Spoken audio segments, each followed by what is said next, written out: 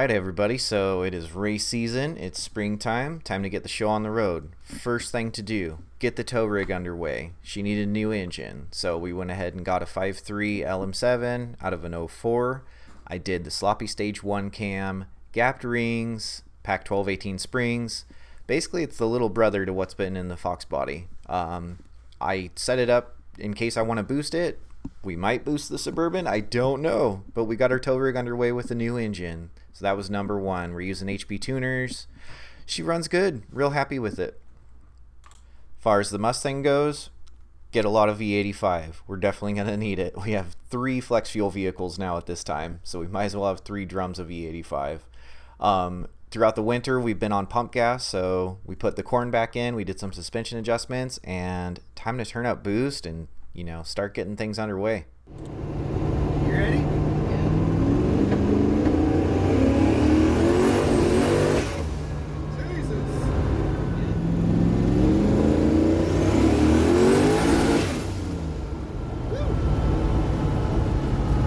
First race of the year was a grudge match with my buddy Kevin. We bet for a beer.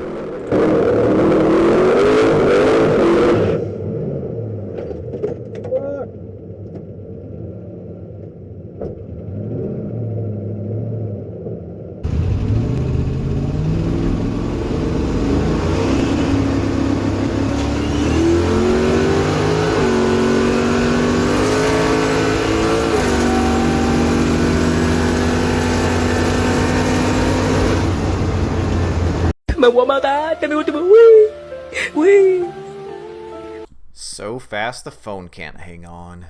Alright, so we go to the data. I was fighting an issue just with, it was more prevalent at the lower boost levels, but wastegates would kind of overshoot and then settle a little low from target, so that's what we had going on here.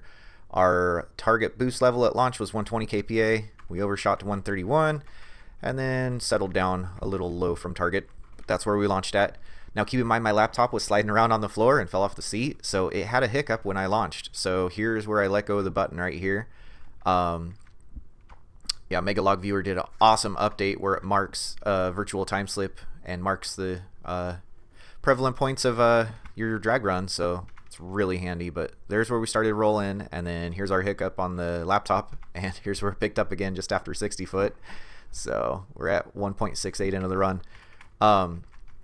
So yeah, I was fighting boost stability issues just with this whole boost setup with the floor port. I was on 3 PSI wastegate springs, dual 38 mil wastegates. Yeah, more on that later, but yeah, just do keep that in mind with that with this run, is that's what we were dealing with.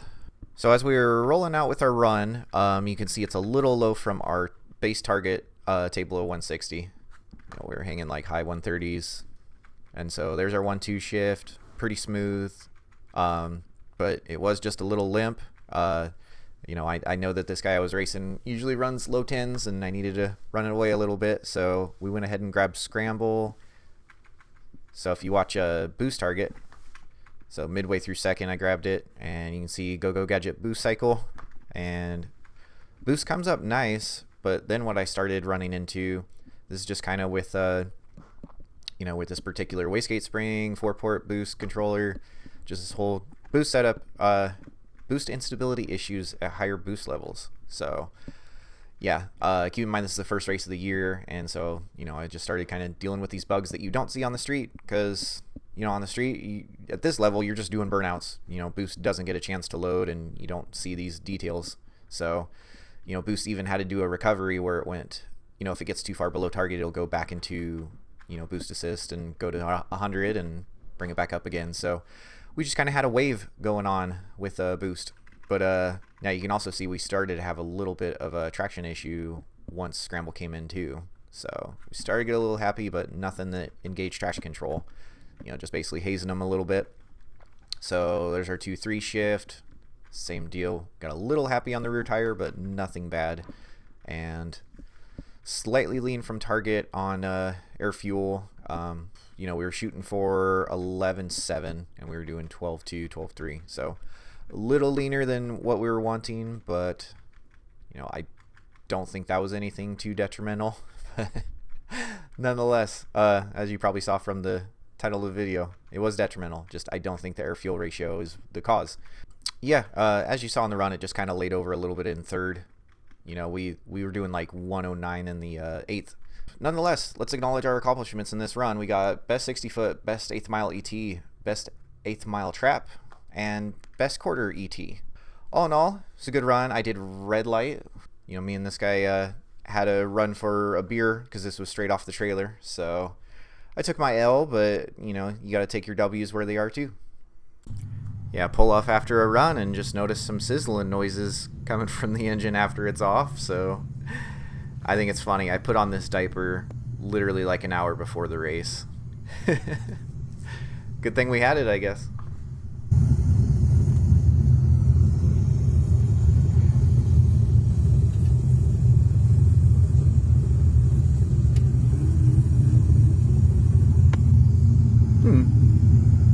Yeah, I just figured I blew head gasket when I saw that, so I took it apart, and I was greeted by some broken ringlands. I ended up doing 3 of them.